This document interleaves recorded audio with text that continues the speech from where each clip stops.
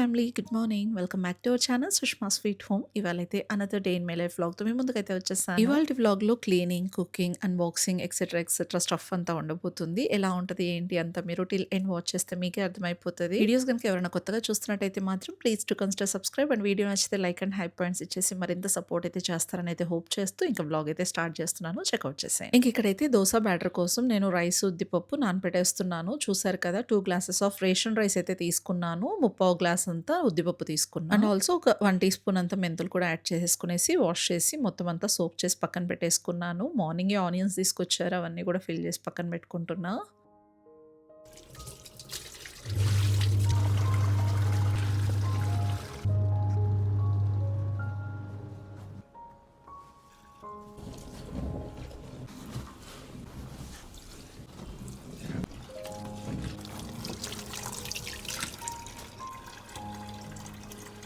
ఇంకా బట్టలైతే వాషింగ్ మెషిన్‌కి వేసేసాను. అండ్ మన సబ్స్క్రైబర్ ఒకరు అడిగారు, ఆయిల్ గ్లాస్ టిన్స్ మీరెలా క్లీన్ చేసుకుంటారో ఒకసారి చూయించండి అని చెప్పేసి అడిగారనమాట.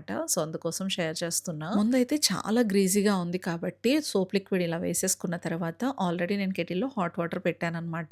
ఓవర్ హీట్ ఉన్న హాట్ వాటర్ వేస్తున్నాను. ఏవైనా సరే గ్రీజ్ ఎక్కువగా ఉంది అంటే మాత్రం డెఫినిట్‌గా హాట్ వాటర్ అనేది వేసామంటే ఆ గ్రీజ్ అనేది పోతుంది. మెయిన్ ఇది బోరోసిలికేట్ గ్లాస్ కాబట్టి డెఫినిట్‌గా హాట్ వాటర్ అనేది అబ్జర్వ్ చేసుకుంటుంది. No problem. స్ట్రా క్లీనర్స్ ఉంటాయి కదా! స్ట్రా క్లీనర్స్ తీసుకునేసి ఇక్కడ ఇదంతా కూడా ఇలా నీట్ చేసేసుకుంటున్నాను. అండ్ ఈ బ్రషెస్‌తో మొత్తం లోపలంతా కూడా ఒక స్క్రబ్ ఇచ్చాను. అండ్ ఔట్ సైడ్ అంతా కూడా ఒక స్క్రబ్ తీసుకునేసి మొత్తం అంతా క్లీన్ చేసుకుంటున్నా. హాట్ వాటర్ వేసిన తర్వాత ఒక 2 మినిట్స్ పాటు పక్కన పెట్టేసుకోవాలి. ఆ తర్వాతనే లిడ్స్ అన్ని పెట్టేసి కొంచెం అంతా షేక్ చేయాలన్నమాట. అలా షేక్ చేసిన తర్వాతే స్క్రబ్బింగ్, బ్రషింగ్ ఇవన్నీ కూడా చేసుకోవాలి. మనం సోప్ లిక్విడ్, హాట్ వాటర్ వేసినప్పుడే సగం జిడ్డంతా కూడా నీట్ అయిపోతది. ఆ తర్వాత జస్ట్ నార్మల్‌గా బ్రష్ చేసామంటే చూసారు కదా! ఇంత క్లీన్‌గా అయిపోతది. వెంటనే మనం ఏం చేయాలంటే ఒక డ్రై క్లాత్‌తో మొత్తం వైప్ అప్ చేసేసుకోవాలి. బయట పక్కంతా కూడా ఇలా క్లాత్‌తో క్లీన్ చేయొచ్చు. బట్ లోపలైతే ఇలా జస్ట్ ఒక గరిట తీసుకునేసి టిష్యూ ప్లేస్ చేసి ఇలా స్లోగా రొటేట్ చేసేసుకునేసి డ్రై చేసుకుంటున్నా.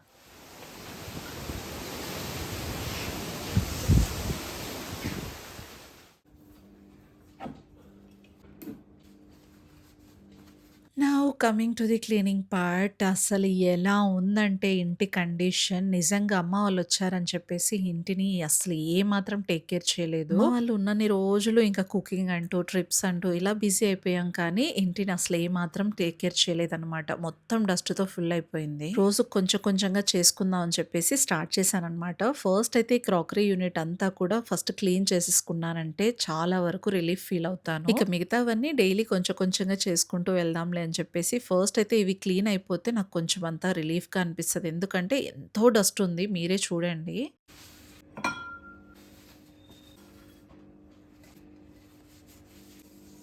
నాకు మెయిన్ ఇంట్లో బాగా డస్ట్ కనిపించే ప్లేస్ ఏదన్నా ఉందంటే ఈ క్రాకరీ యూనిట్టే. ఎప్పటికి దీనికి ఫుల్ స్టాప్ పడుతుందో నాకు కూడా తెలీదు. బట్ ఓపిక ఉన్నంత వరకు చేసుకుంటూ వెళ్తా. నేను ఇంటి కోసం కొన్ని ఐటెమ్స్ అయితే పర్చేస్ చేసుకోవాలని చెప్పేసి అనుకుంటున్నాను. బట్ కానీ మా వారికి ట్రాన్స్‌ఫర్స్ గొడవలో షిఫ్టింగ్స్ ఉంటాయి కదా! ఆ షిఫ్టింగ్స్ వల్ల ఇప్పుడు ఇంకా కొన్నాము అంటే ఇబ్బంది పడతామేమో అని చెప్పేసి కొనట్లేదు. అలానే అడ్జస్ట్ అవుతున్నా. ఎందుకంటే లైక్ ఇప్పుడు నేను దీనికి డోర్స్ పెట్టించడమో, లేకపోతే నేను డైనింగ్ టేబుల్ ఒకటి తీసుకోవాలనుకుంటున్నాను. ఇవన్నీ కూడా మళ్ళీ షిఫ్టింగ్ అప్పుడు ఇబ్బంది పడాల్సొస్తది కదా! అందుకోసమే తీసుకోవట్లేదు. ఈ ఇయరా, నెక్స్ట్ ఇయరా అన్నట్టు ఉన్నాయన్నమాట ట్రాన్స్‌ఫర్స్. దానికోసమే ఆగిపోతున్నాను. లేకపోతే ఈ పాటికి అన్నీ కొనేసేదాన్ని. ఈ హౌస్ అయితే మాకు చాలా చాలా కంఫర్టబుల్‌గా, మాకు తగ్గట్టుగా పర్ఫెక్ట్‌గా సెట్ అయింది. అండ్ నెక్స్ట్ మాకు ఇలాంటి హౌసే దొరుకుతుందో లేదో అసలు ఏమి ఐడియా లేదు. స్టఫ్ అయితే మాత్రం చాలా ఉంది ఇంట్లో సామానంతా కూడా. దానికి తగ్గ హౌస్ దొరక్కపోతే మా సిట్యుయేషన్ ఏంటో మాకు కూడా తెలీదనమాట. చూడాలి. నార్మల్‌గా ఏదైనా సామాను కొనాలంటే అందరికీ ఇంట్రెస్టే ఉంటుంది.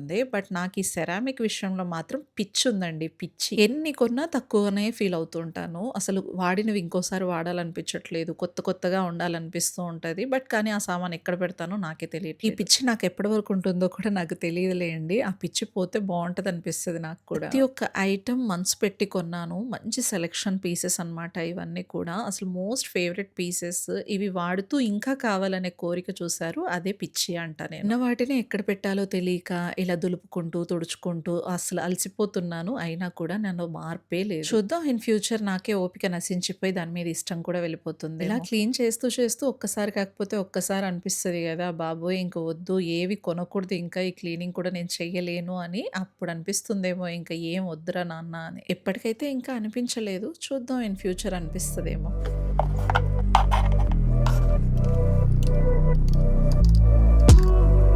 me up on a late night. You steady playing on my mind. Oh, I can't get you out my head.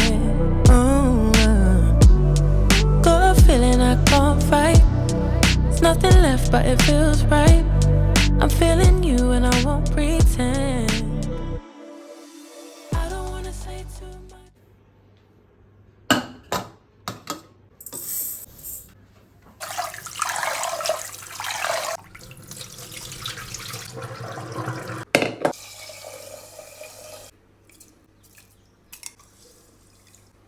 ఇక క్లీనింగ్ పార్ట్ అయితే అయిపోయింది. Now coming to the cooking part. ఇవాళైతే ఇంకా లంచ్ ప్రిపరేషన్ స్టార్ట్ చేసుకున్నాను. దానికోసం first అయితే white రైస్‌కి కుక్కర్‌కి పెట్టేసాను. నా కోసం కీన్వా కుక్ చేసుకుంటున్నాను. జస్ట్ ఆ చిన్న గ్లాస్‌తో ముప్పావు గ్లాస్ తీసుకుంటానండి రైస్ అంతే. Sorry quinoa.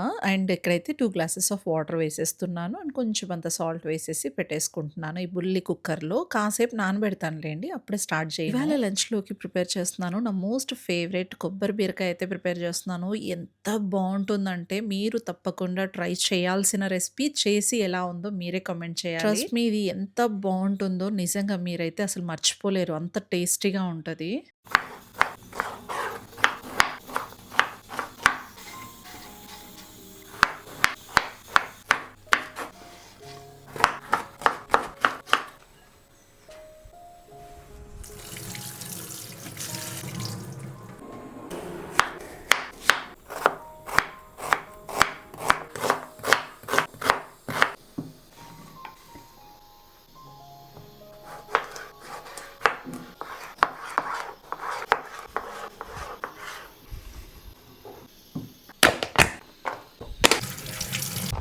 ఈ కొబ్బరి బీరకాయకి మెయిన్ కావాల్సిందే కొబ్బరనమాట. పచ్చి కొబ్బరితోనే చేయాలి. ఎండు కొబ్బరి అస్సలు వాడకూడదు. నార్మల్‌గా మనం ఒక టెంకాయకొచ్చే కొబ్బరి సరిపోతుంది పర్ఫెక్ట్‌గా. ఇక్కడైతే కొబ్బరి పేస్ట్ కోసం వెల్లుల్లి, పచ్చిమిర్చి, కొబ్బరి, వాటర్ మిక్స్ చేసుకునేసి స్మూత్ పేస్ట్ లాగా గ్రైండ్ చేసుకోవటానికి రెడీ చేస్తున్నా. ఇంక ఇక్కడైతే కుకింగ్ స్టార్ట్ చేస్తున్నాను. కొంచెమంత ఆయిల్ వేసుకున్నాను. శనగపప్పు, ఉద్దిపప్పు, ఎండుమిర్చి, ఆవాలు, జీలకర్ర, కరివేపాకు వీటన్నిటిని వేపుకోవాలి.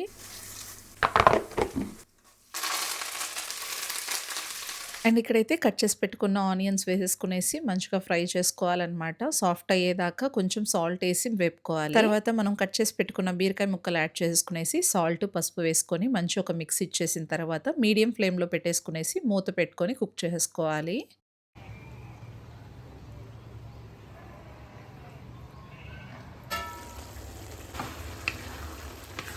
ఇక్కడ బీరకాయ ముక్కలు ఒక 50% కుక్ అయిన తర్వాత కట్ చేసి పెట్టుకున్న టమాటో ముక్కలు యాడ్ చేసుకునేసి ధనియా పౌడర్, జీరా పౌడర్ వేసుకొని ఒక మంచి మిక్స్ ఇచ్చేసి మూత పెట్టుకొని కుక్ చేసుకోవాలి. అండ్ ఇక్కడైతే కొబ్బరి పేస్ట్ రెడీ చేస్తున్నా.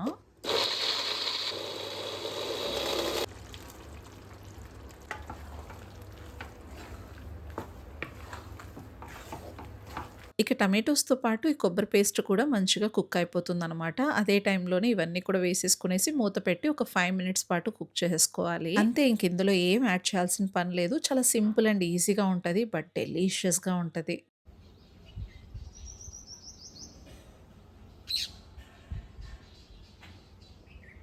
జస్ట్ ఫట్టుమని ఒక 10 మినిట్స్‌లో చేసేసానని చెప్పొచ్చు. చాలా సింపుల్ అండ్ ఈజీ అండ్ డెలీషియస్‌గా కుదిరింది. అండ్ మీరు కూడా తప్పకుండా ట్రై చేయండి. నేనైతే ఇక్కడ సర్వ్ చేసేసుకుంటున్నాను. పప్పుచారు, బీరకాయ కర్రీ, కీన్వా రైస్ నా కోసం. రండి భోంచేద్దాం.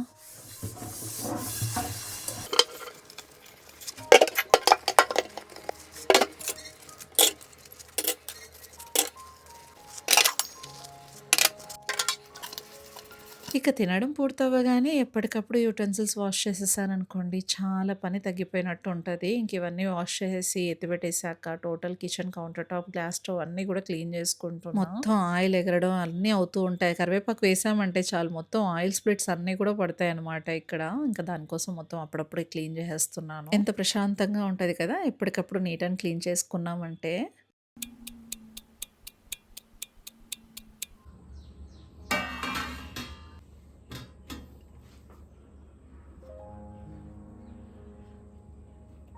ఇంకా మంచిగా మ్యాంగోస్ అయితే కట్ చేసి ఇస్తున్నాను. అసలు ఎన్ని మ్యాంగోస్ తిన్నామో ఈసారైతే మేము. మొత్తం అన్ని రసాలు, ఆ తర్వాత మా తోట మామిడికాయలు, బాబోయ్! చాలా మామిడికాయలు తినేసాం ఈసారి. దాంతోనే వెయిట్ గెయిన్ అయిపోవచ్చు చాలా వరకు.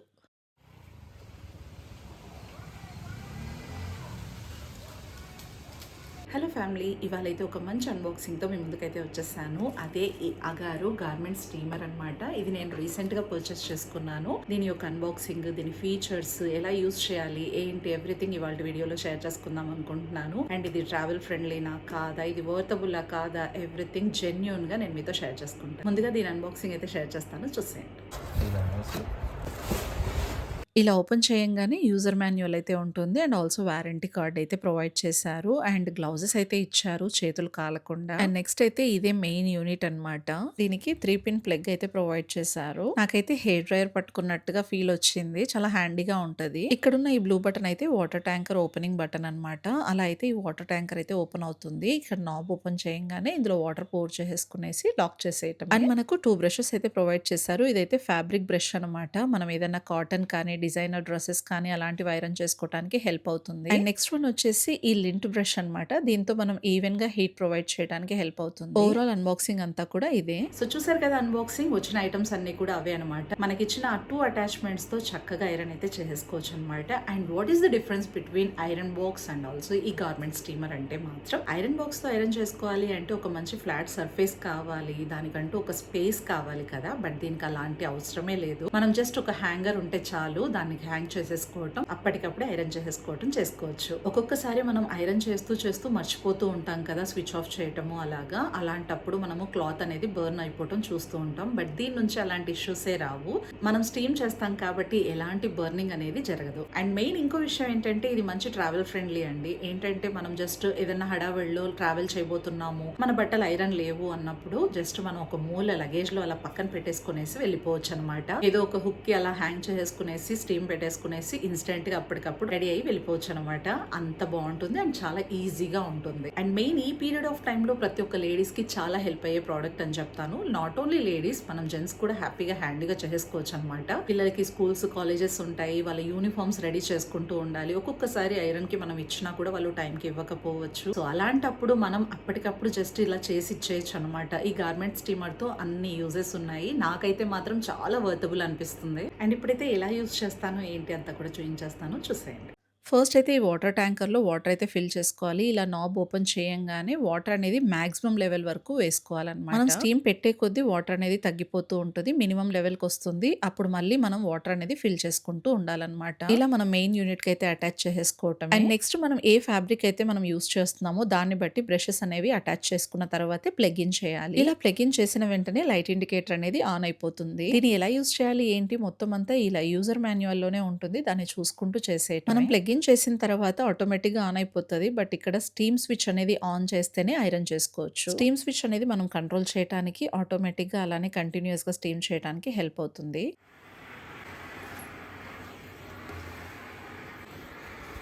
చూస్తున్నారు కదా, బాగా నలిగిపోయింది ఒకవైపు, ఇంకోవైపు అయితే స్టీమ్ ఇచ్చాను. ఎంత డిఫరెన్స్ ఉందో చూసారా. అసలు నిజంగా చాలా చాలా ఈజీ అండ్ సింపుల్ గా చేసేసుకోవచ్చు. జస్ట్ ఒక హ్యాంగర్ కి హ్యాంగ్ చేసేసి మన డ్రెస్ ని ఇలా స్టీమ్ పెట్టేసుకోవటమే అనమాట. చాలా షార్ట్ టైమ్ లో చాలా ఫాస్ట్ గా అయిపోతుంది. డిఫరెన్స్ మీరే చూడండి, ఎంతగా నలిగిన డ్రెస్ స్టీమ్ పెట్టగానే ఎంత నీట్ గా అయిపోయిందో ఐరనింగ్ అంతా కూడా.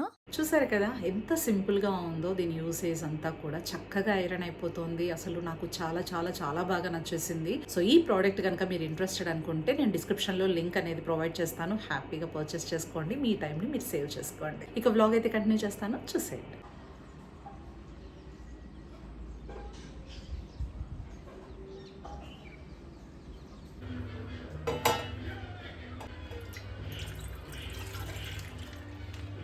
ఇక్కడైతే సొంటి పాలు ప్రిపేర్ చేసుకుందామని చెప్పేసి పాలు కాచేస్తున్నాను. నాకైతే థ్రోట్ ఇన్ఫెక్షన్ అలానే ఉంది. దాంతో పాటు కోల్డ్, కాఫ్ ఇవన్నీ కూడా అటాక్ అయిపోయాయి అనమాట. చాలా సఫరింగ్ గా ఉన్నాను. సింపుల్ గా చేసేసుకోవచ్చు కదా, సొంటి పాలు అందరికీ తెలిసిందే. నేను కొంచెం అంత సొంటి తీసుకునేసి జస్ట్ ఇలా దంచేసుకునేసి అందులో వేసేసుకోవటం. మంచి స్పైసీనెస్ కోసం మిరియాలు కూడా అలా కచ్చాపచ్చాగా దంచేసుకునేసి బాయిల్ చేసేసుకుంటున్నాను.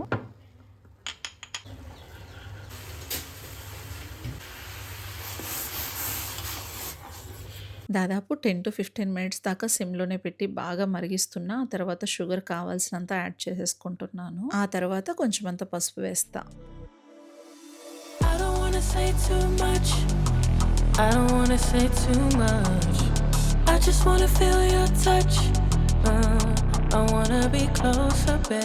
I just wanna give you my love.